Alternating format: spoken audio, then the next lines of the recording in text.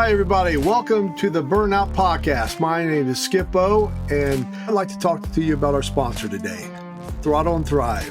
Throttle and Thrive is a 6-bed facility in California. It's a men's substance misuse facility exclusively serving first responders and veterans. Throttle and Thrive can be reached at 805-701-1309. 805-701-1309. When you make that call, Siobhan Thompson will probably be the one to answer, and she's the CEO there. And then she'll ask you some questions. And then after you decided you want to change your life and you want to live life, she will personally come and pick you up at the airport once you fly out anywhere from the United States. So keep them in mind if you're out there or a family member's out there and they need some help, whether it's for addiction, mental health, or whatever the case may be. Please go to throttleandthrive.com. Check them out for more information. Thank you.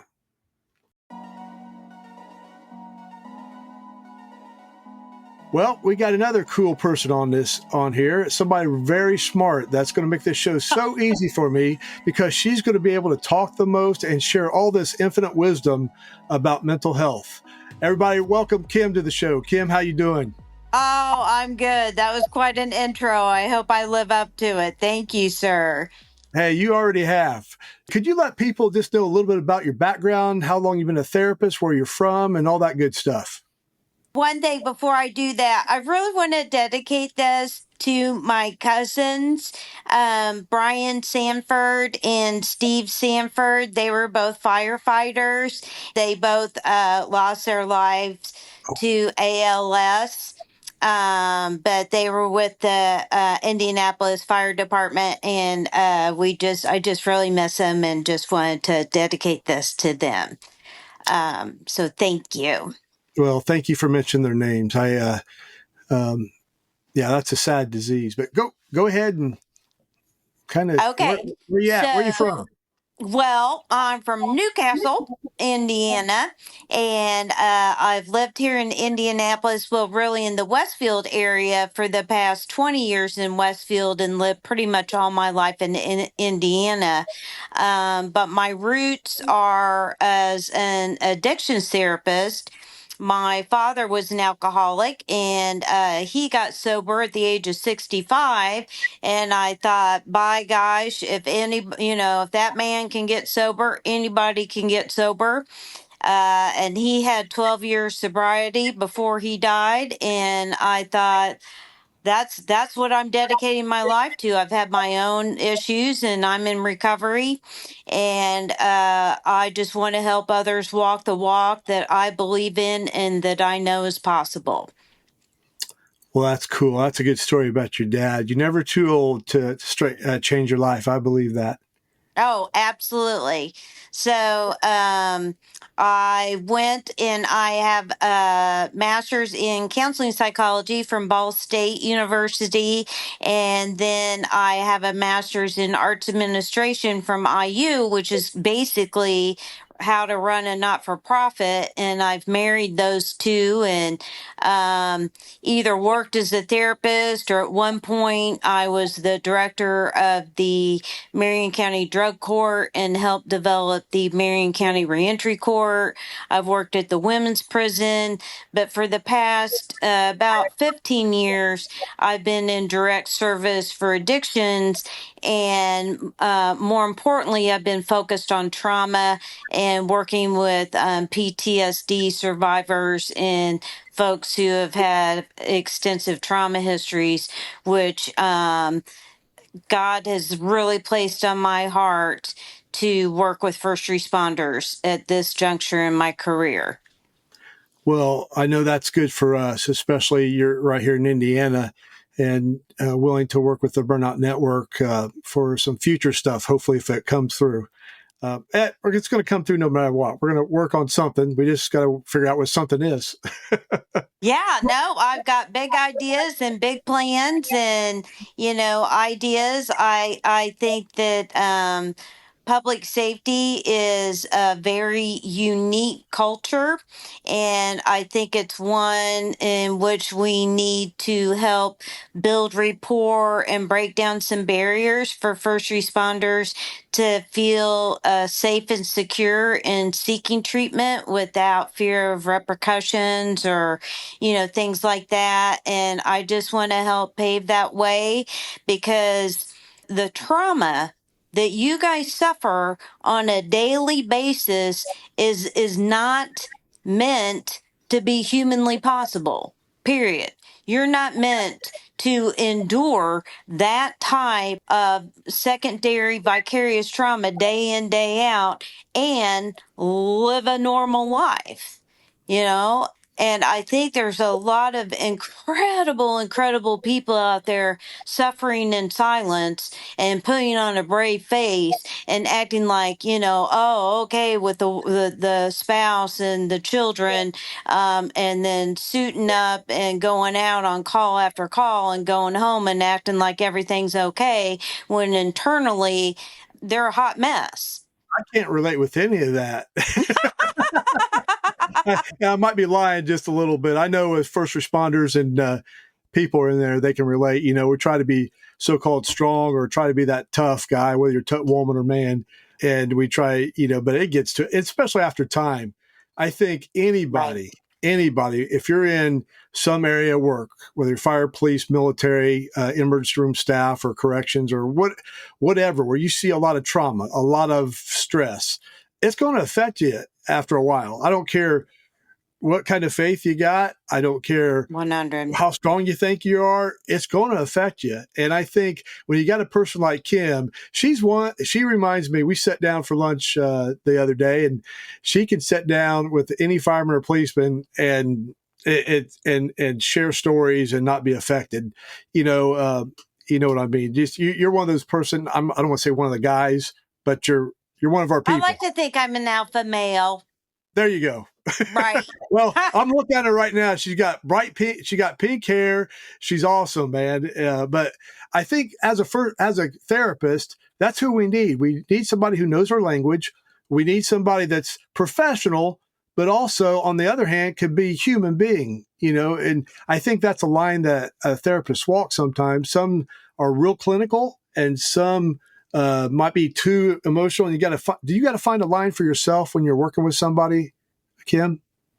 Yeah, I use a lot of self-disclosure and I let folks know, hey, I've been suicidal, hell, I've been homicidal, and that's part of the emotional spectrum that we go through just being trauma survivors, right? And it's okay. It's okay. And I just want people to know I got you. I got you. I can help you get through this. You're not alone, and what you're feeling is valid and normal. Sure. I tell you, I've had several therapists, through the years, and and I don't want to say all of them are bad. Some I connected more with than others, and a part of that was me being willing to, let them know what's going on between my ears. And Right. others are pretty good for going fishing and finding something. And we try to hide it. Even people that are helping us, we try to hide it. We want to be, go in there. And then once you break through that wall, what pretty much happens, Kim, when somebody lets their guard down and lets that wall go down, what pretty much happens after that? Whether you're a first responder or just a person hurting from trauma. Well, I think that's when the healing begins. Just vocalizing things, having that awareness, just talking about things you've never shared before is just so incredibly healing. And when you share that, and then you have other people in a group as well as myself say, I get that. Yes. That's valid. Well, hell yeah, I'd be angry, or oh yeah, I'd be upset. Absolutely. That's like, oh my gosh, I'm not crazy. It's a huge relief. It's a huge way to unburden yourself, and it's really, really healthy. Well, I know for me, when I let my guard down and stuff and get emotional, I mean, I get sobbing or whatever I'm letting Right. go. It's uncomfortable. I don't like it, but afterwards, I'm glad I did it. Feels a little weird, you know. You feel a little weird when you're walking in a room when you're letting down with somebody, but afterwards, it feels a lot better and it's a cleansing. Wears you down, but Oh, yeah. yeah, and I think, working with you and focusing on some stuff in Hamilton County, hopefully in the future, that we can really help first responders, firefighters, police, military, or however this works out, get some help. Here at the Burnout Network, we help, all the United States, England, we cooperate. But when we get somebody from somewhere, a therapist or somebody that wants to help and do something, we kind of focus and help assist them. So that's what we're doing. We do a collaboration with a lot of different people. And Kim we're fortunate to be able to collaborate with her right now. And hopefully we can go out there and change and save some lives. Well, I'll tell you, this is my calling. Yeah, I don't. I happen to believe in God. I respect everybody's, religious orientation.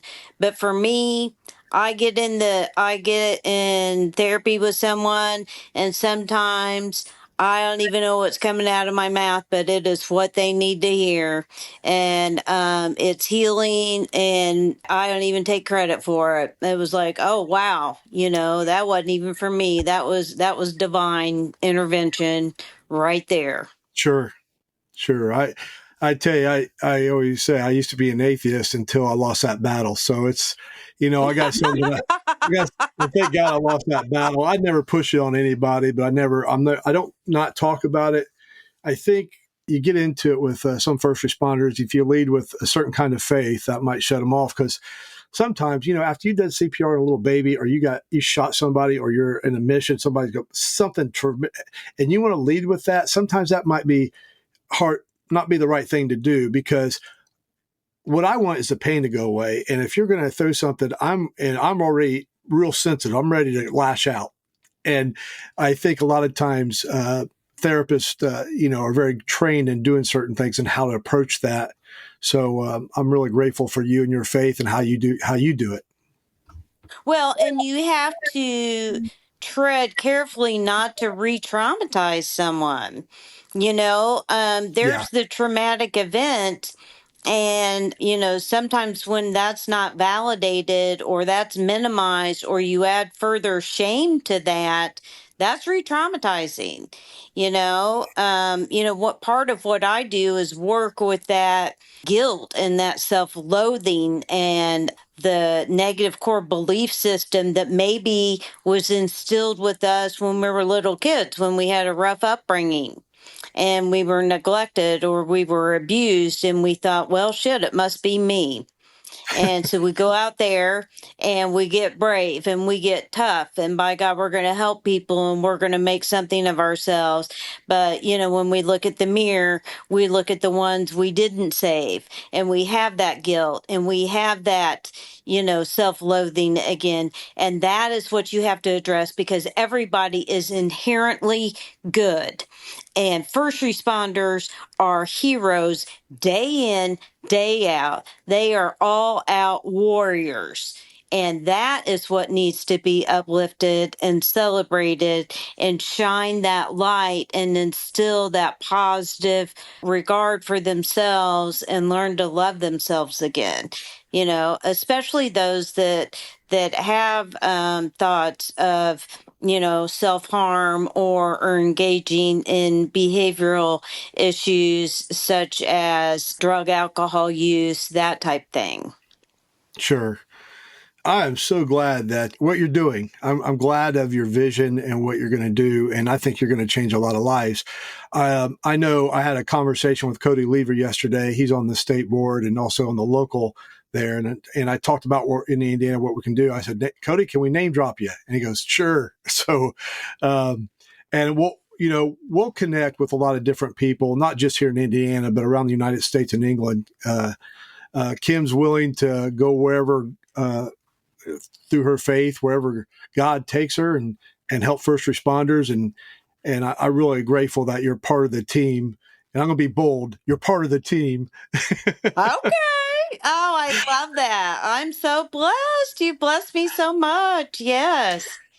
Well, I know there's people out there listening right now, and I like the old analogy when we do a RIT team. It's a rapid intervention team at a fire. So you got people out there outside the fire; they're waiting to go in. If a Right. fireman goes down, they're going in. Same scenario did with the worldwide peer support on there, and same thing with here. It's like a RIT team. We got now. I can say we got Kim, a therapist. We got Chuck in Georgia. He's head of the peer support on the fire department there, and then we got Pete Lewin in England. And that's people we can pull together. If somebody is in dire straits, they need to talk to somebody. We can throw a Zoom meeting up. We can share whatever they're comfortable with. We'll meet you where you're at. Now, if you need somebody in person, we'll contact somebody in your area to contact or wherever you want to help you. I remember, Kim, one time, and this is not about me, and I hope nobody takes that like this. A guy was thinking about suicide, and he was talking on our Zoom meeting, and somebody texted me, and I knew the guy. So he's in Arkansas. So I jumped on a plane the next day. I flew there, had lunch, and flew back. That's Oh, what we wow. do. And it's not just I me. love It's that. all over the place that does this. All he needed is to somebody to go. I went and bought him lunch, and then it blessed me more than anything else because, Right. my wife says I'm high maintenance. I need all the help I can get. So when I can share my brokenness with somebody, I'm going to Right. get rid of it. I'm going to share it with somebody. And that's just more healing. But Kim, as growing up, where you said your dad was an alcoholic and you've seen some things, what addiction can do to people, but you also seen what addiction with help, how they can recover. Is there any other stories that you have, not just your dad, but anybody else that you can think of that might bless somebody to hear? Oh, I have worked, I developed the women's trauma program at Fairbanks and also did that at another treatment center. And I am still in contact with a handful of women that have successfully navigated horrific trauma, and have healed from it and gone on to, one of my clients got married. She has 3 beautiful children now. Another one is been able to retire and she's traveling all over the country. Another one got her degree from the Beauty Institute and, has created a career for herself in the hair industry. I'm so blessed. And these women call me, and tell me how much they still love me, and I love my clients. I love them. For some, it's reciprocal, which is a real blessing for me. I did during the pandemic some virtual, IOP, which was odd for all of us during the pandemic, and I thought, nah, is a virtual group really going to work? And right before I was leaving, my son has cancer and he was going to have radiation down at St. Jude. And it was my last day at work before I took a break. And they said, Kim, there's some people here to see you.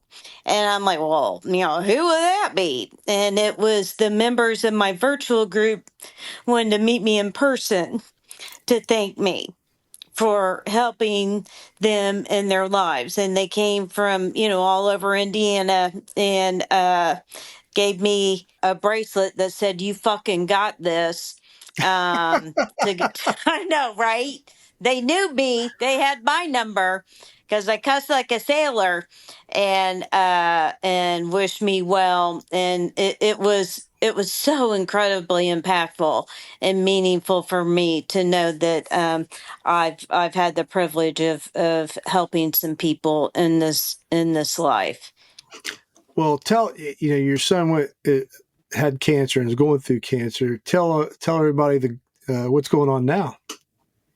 Well, he's been battling cancer since he was 8, and he's had 2 years remission now, and he's going to Ball State. I All know he's going to right. be I know, what? Chirp, chirp, Cardinals.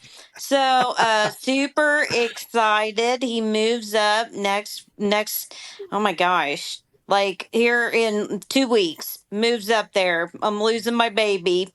I know. So I'm so proud of him.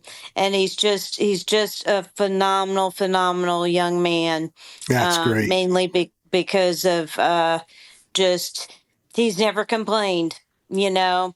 He's had a rough life, and he's always looked at his blessings, and that's our orientation to life, and that's one of the ways we get through it is focusing on our gratitude. Well, I tell you what I just heard you say, you have more time for me in the Burnout Network, so we Right. can use you more. That's what I just heard through all that. Right. That's me, the Well, old Kim, divorcee with time on her hands, right? well, Yeah. you know it's all about me. It's what I want. Oh, yes, exactly. Well, I'm Okay, at just your we're on, service. as long as we're on the same page. I'm just kidding. For those people out there that are in an emergent situation, I'm here too. I'll talk to anywhere, anyone, anywhere, anytime. Absolutely, count me in.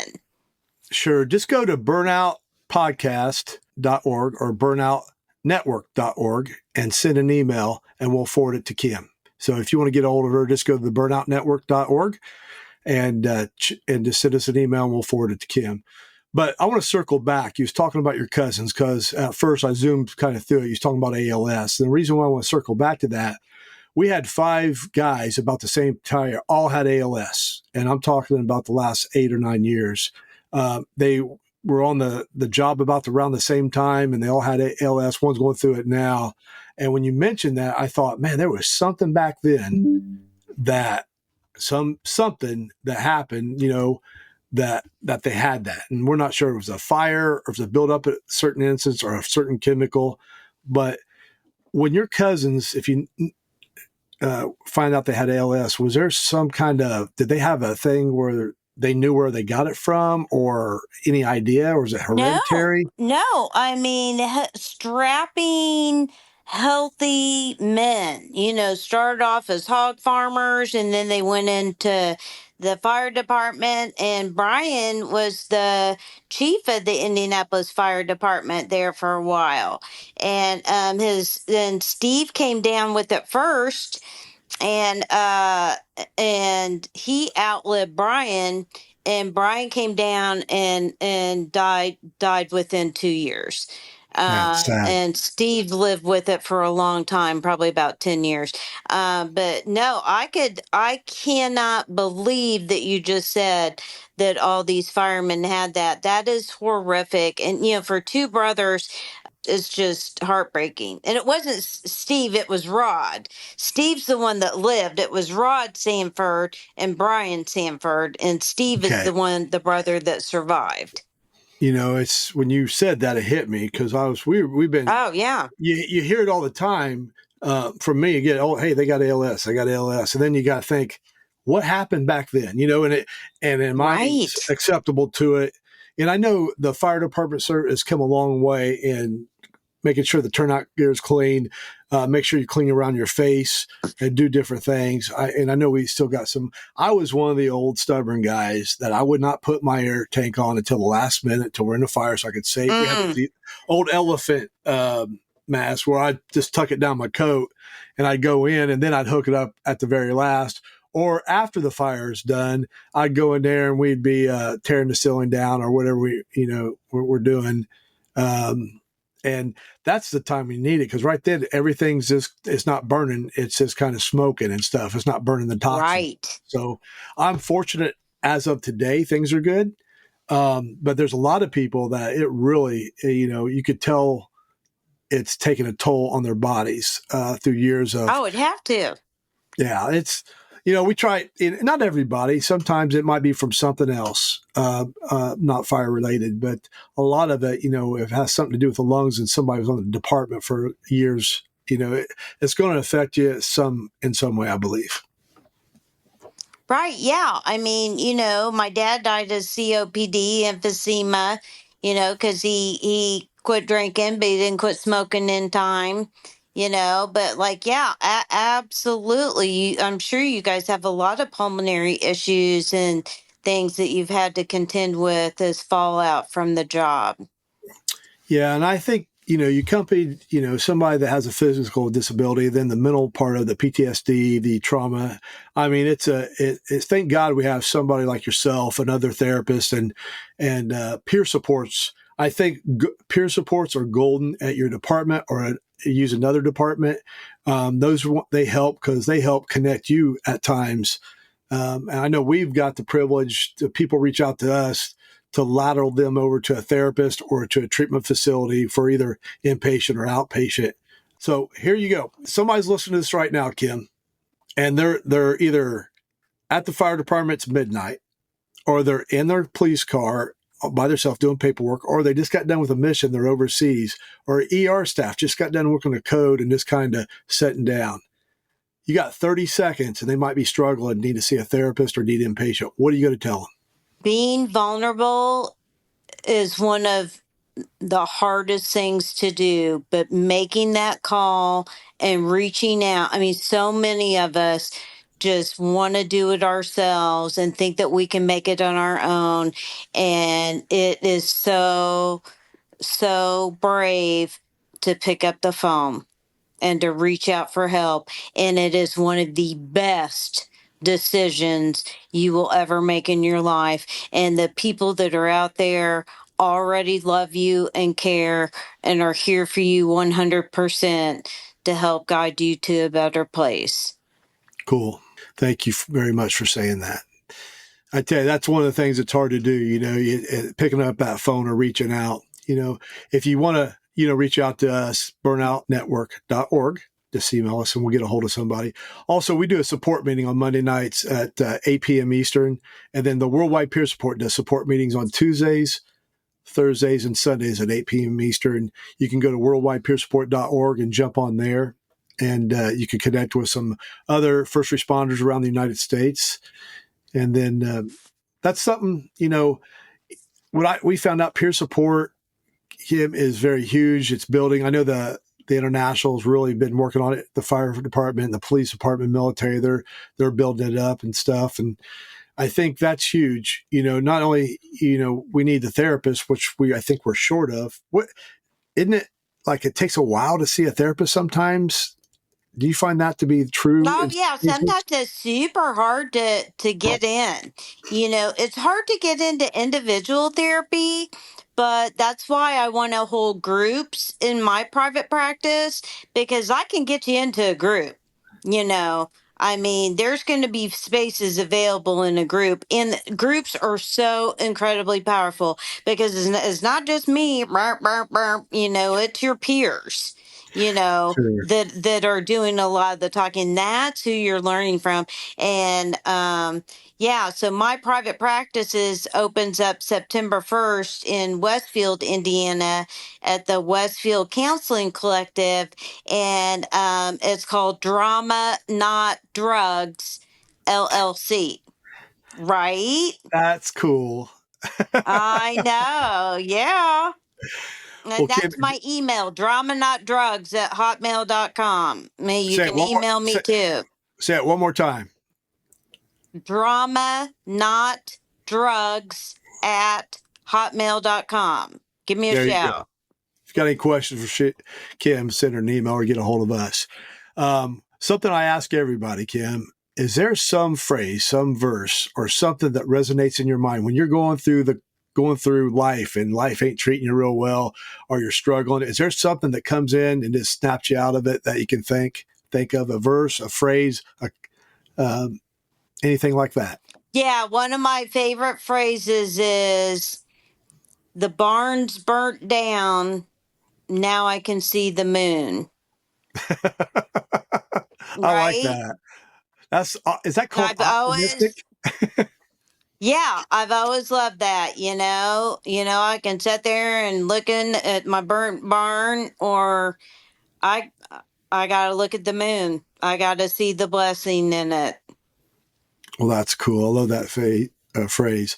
Well, Kim, man, thank you for coming on. We'll have you on again later time. We'll kind of, as this relationship builds, we'll bring you on, and it's like a flower blooming. And also, too, Kim, on a Monday night when we have a support meeting, I would like for you to come on there sometime. We'll build it up. If anybody has any questions for you or just to be part of it, would you be willing to do that some Monday night?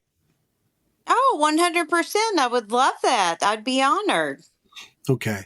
Well, I'll connect you to Steve and Jeff, and we'll work that out. But I'd like to thank everybody for tuning in and listening to Kim share her experience, strength, and hope.